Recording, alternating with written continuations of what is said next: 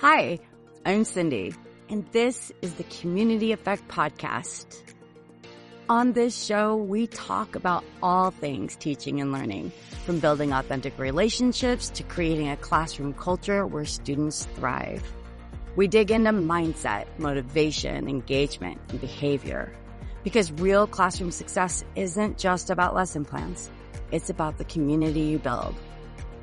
These are conversations for teachers who want more than to just survive. And these are strategies for educators who are ready to take their community to the next level. This is the Community Effect Podcast. Hi there, my friends, and welcome back to another episode of the Community Effect Podcast. I'm your host, Cindy Robinson. And let's get real for a second. You're here because you care about your students. You've already put all the hard work into building relationships. But today we're talking about something deeper. We're talking about how strong are those relationships? And how can we strengthen or repair them if we need to? Because here's the truth. Relationships are not a one and done thing. They're an ongoing, intentional practice. And maybe on the inside, you're kind of realizing that some of your students, feel deeply connected to you, while others, well, maybe not so much. And guess what?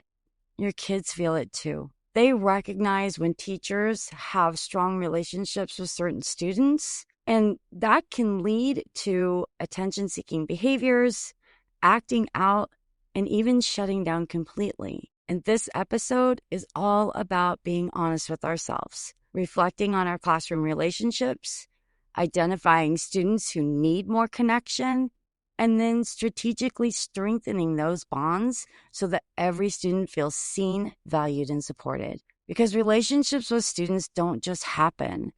They have to be intentionally nurtured and strengthened over time. And believe me, I get it. Because when I first started teaching, I didn't think strategically about relationships at all. I thought, if I just showed up and I was kind and supportive and I taught some engaging lessons, that these relationships would all just come naturally. But a few years in, I had to get real with myself. Some relationships did happen easily, and others, they were a challenge. There were some students I just wasn't connecting with. I started to notice a difference between the kids who would come to me for help, seek my advice, and engage in class, and the ones who kept their distance and maybe acted out more or completely shut down. And that's when it hit me that connection isn't a one-size-fits-all approach. If I wanted real, authentic relationships, I needed to understand what my students needed from me to truly connect. And I also needed to be able to identify how they were communicating that to me. And let me be clear. Building authentic relationships is not about being the fun teacher or the one that throws the pizza parties. It's truly about trust, about empathy, and about showing up consistently. And if you stay with me till the end, I'm going to share with you a game-changing challenge that I've used. It's called the Classroom Roster Audit, and it will help you pinpoint which students need you the most right now. Let me ask you something. Have you ever had a relationship in your life that just clicked? So just take a moment and think about your own relationships. Why do some of those feel strong and unshakable, and others feel like transactional or just distant? I'm sure your bestie probably listens to you, supports you, and invests in your relationships because they know what matters to you. They probably always hold you accountable too. They're really honest with you. But then I'm sure you've got friends that maybe you only hear from them when they need something. And let's be honest, you don't feel the same level of connection with them or even the acquaintances that you have, right? The people that you like, but you're not going to call them if you're in a crisis. So let's apply all of that to our students. Who in your class feels like they have a high-level connection with you? They feel seen, valued, and heard. And who might feel like they only get your attention if there's an issue, or like they only exist when they're causing problems? And I know that might sting a little bit, but listen, This isn't about guilt. It's about awareness. If you had asked me in my first couple of years of teaching, I would have told you, of course I have relationships with my kids. Like all of them, they're strong, they're tight. I mean, I see them every day. I ask them how their weekend was and I joke around with them. And listen, these moments, they matter, but surface level interactions don't automatically equal deep, meaningful relationships. Because here's what I've learned. Students know where they stand in your classroom. They feel it when we light up when we see them, when we ask about their interests and we celebrate their wins, when we give them responsibility and we trust them. But they also feel it when we acknowledge them only when they act out, or when we give a neutral or a dismissive response, or when we're not investing in their world beyond their academics. So why does connection matter? Well, at the core of being human is the desire to be seen, heard, and valued. Connection is not just a nice to have addition to life. It's essential. Deep, meaningful connections fuel our well-being, our learning, and our sense of purpose. Healthy relationships built on authenticity are crucial for deep and meaningful connection because they create trust, psychological safety, and emotional well-being. And without authenticity, relationships can feel hollow or transactional, which prevents true connection. And in education, connection is everything. When students feel connected to their teachers and their peers, they are more motivated, engaged, and willing to take academic risks. They're happier. Connection builds trust, and then trust leads to a safe learning environment where students can thrive. Rita Prisson said it best when she said, kids don't learn from people that they don't like. And she's right, because connection is essential for having strong relationships. And without it, true engagement and growth can't happen. And her words are not just some catchy phrase. It's really backed by research. We know that when students feel connected to their teacher, they're more engaged, motivated, and take risks. They're also more likely to regulate their own behavior. But when they don't feel seen, well, that's when behavior starts. Acting out, shutting down, or attention seeking are often rooted in a deep need for connection and validation. Students disrupt class, they refuse to follow directions, or seek excessive attention. It's not just about misbehavior. It's an attempt to be seen, heard, and acknowledged. And many students, especially those with insecure relationships outside of school, they'll use behavior as a way to establish a connection with their teacher, even if it's negative. At the core, students want to know, do you see me? Do you hear me? Do I matter to you? If a student isn't getting positive attention through encouragement, relationship building, or meaningful interactions, they may seek out negative attention instead. To them, any interaction, even disciplinary, is better than being ignored. For some students, acting out is their way of testing whether or not their teacher truly cares about them, as they may have experienced inconsistent or unreliable relationships with adults in the past. So here's how you can redirect attention seeking into connection. Instead of reacting with frustration, try looking for the root cause. Ask yourself, is this student looking for connection? When they ask me 1,000 questions a day, are they looking for connection? And when a student does come to talk to you, and I've done this many times where I've just said, wait, go sit down, right? But they're wanting to connect. So I need to actively listen. I need to stop what I'm doing, put it down, and really listen with my full attention so I can honor their needs and really try to identify how I can best connect with them. I need to focus on catching them doing the right thing so I can affirm positive behavior and build trust through consistency, showing that I care and that my care for them is not conditional on behavior. So having one-on-one check-ins, a simple, hey, I noticed you've seen off today. What can I do? How can I help you? Well, that builds trust. So try this tomorrow. You can do what I call the perspective shift exercise. If you notice a student is acting out, instead of reacting, just pause and ask yourself, what might be happening in the world that I don't see? And then respond with understanding and not frustration. When students feel connected, they don't have to demand attention.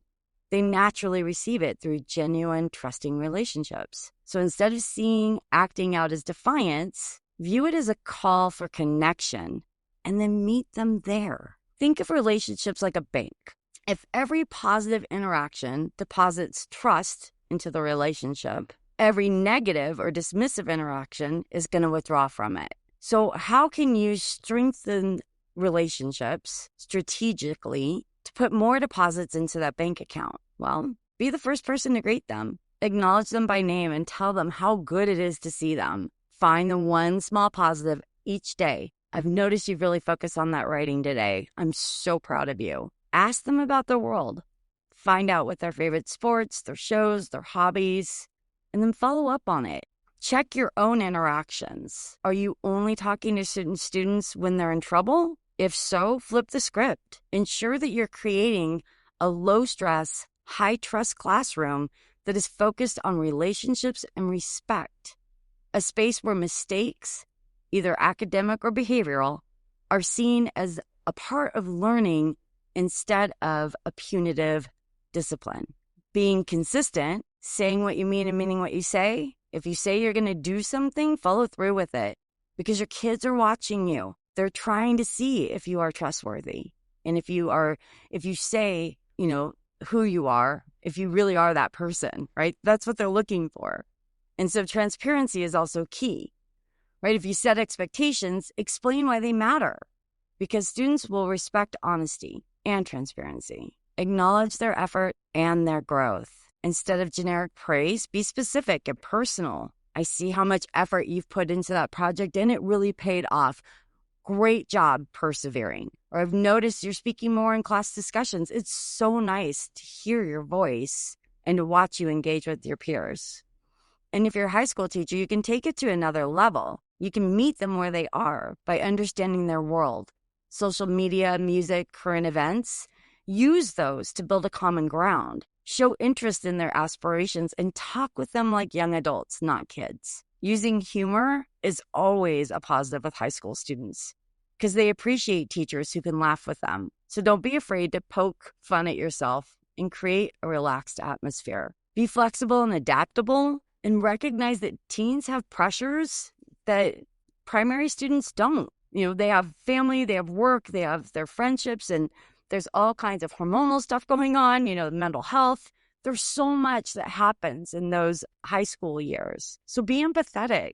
And if they're struggling, get curious, dig in, adjust when needed, and see how you can support. And then lastly, be real and share your own journey. Share stories of when you were in high school and some of your experiences, maybe mistakes you've made or lessons you've learned. Because when students see you as a real person, they're more likely to trust and connect with you. So maybe there is a student who you've clashed with. Maybe you've had to discipline them, and now there's some tension, and maybe they've just completely shut down. Don't worry, because you can repair it.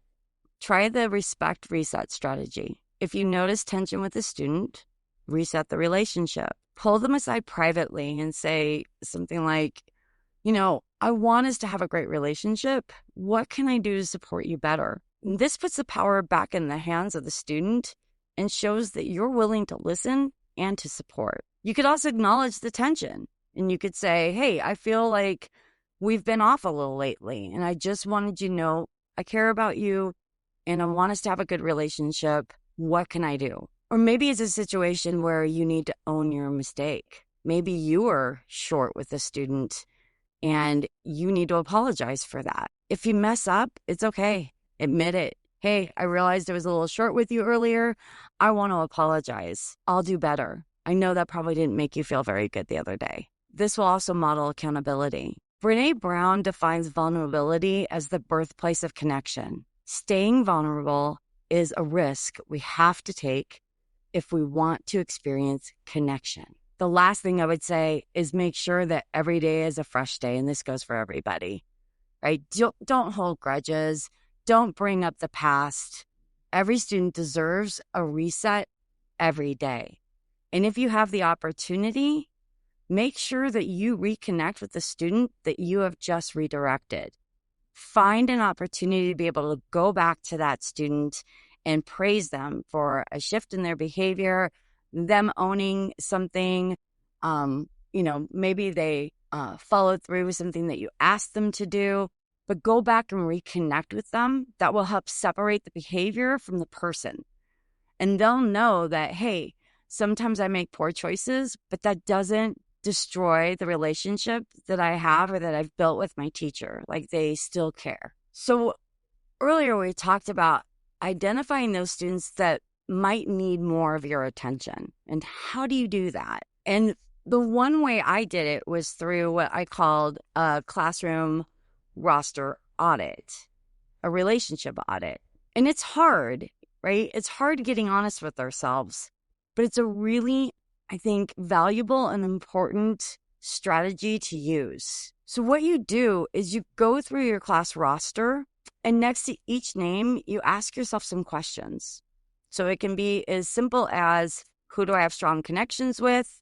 Who do I have a neutral relationship with? And who am I struggling to connect with? So you could do it that way. Or you could go deeper, right? You can really get gritty and dive in and ask yourself, for each kid, what do I know about this student beyond academics? So what do I know about their interests and their family and their hobbies and their goals? Like, how much information do I have? When was the last time I had a personal non-academic conversation with this student? How do I respond to this student in challenging situations? So how am I responding to their behavior or their lack of motivation or the 25 absences they have or the lack of engagement in class or the 75 missing assignments? What message am I sending to that student when I respond to them? Am I doing that in a way that's going to strengthen relationships or in a way that's going to hinder the relationship? And after I ask those questions, then I can start ranking my student relationships by asking, how strong is the relationship with each kid? So is it strong? Is it neutral? Or does it need repair? And remember, this is not about judgment. It is about awareness, because there are going to be those students that slip through the cracks that you don't even recognize that you really haven't developed a relationship with them. You think you have, but once you get down into the weeds on it, once you get gritty and look at it, you're going to start to recognize that there are some students, and it could be the ones that don't cause any problems at all because they don't fight for your attention. And so once you see the gaps, you can then start to fill them. And I promise you, it is a game changer. So before we go today, just a reminder, humans are wired for connection. It's biological, psychological, and an emotional need that drives our well-being, our learning, and our sense of belonging. From an evolutionary standpoint, social bonds ensured survival. And today, they remain essential for mental health, motivation, and personal growth. And if we want to create environments where people feel valued and motivated, we must prioritize real connection, because at our core, we all want to belong. All right, my friends, that's a wrap from today's episode. But before you go, let's make this work real. Take 5 to 10 minutes this week and reflect on your relationships with your students using the classroom roster audit. The simple tool is going to help you identify which students you have strong relationships with and which ones might need more attention. Determine what your level of relationship is, and then choose 3 students to focus on this week. Be intentional, be strategic, and most importantly, be consistent in how you show up for them. I know this is going to make a huge difference. And hey, I want to hear from you. So, which strategies are you committing to this week? Screenshot this episode, share it on your Instagram stories, and tag me at crobin.kids. Because connection isn't just for our students, it's for us too. And if this episode spoke to you and you found something valuable in it, please make sure you follow. Also, consider sharing this with a friend or a colleague who needs this message today. Because when we grow together, we make a bigger impact. Thank you for doing this amazing work, and know that you're making a difference every day, even on the hard days. I'll catch you next time on the Community Effect Podcast. Have a great day.